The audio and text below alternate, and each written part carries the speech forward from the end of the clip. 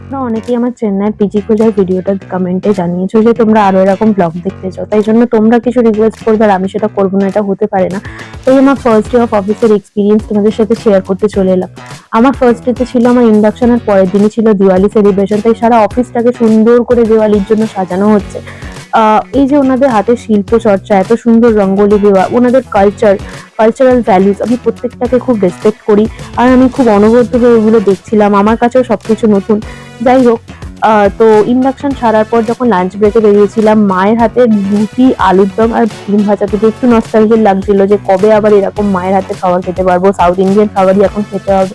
First ডের ব্যাপারে তো আমি কোনো রিজিড মেন্টালিটি শেয়ার করতে পারবো না, কারণ সবটাই নতুন আমার কাছে আর সবকিছু অ্যাডজাস্টের উপর ডিপেন্ড করছে। অনেক কলিগ থেকে অনেক বন্ধু বানানো, নিজের রুম ছেড়ে একটা ছোট্ট পিজির একটা বেডে শোয়া, সবকিছুই খুব হার্ড ছিল, সবটাকে অ্যাডজাস্ট করা খুব কঠিন ছিল।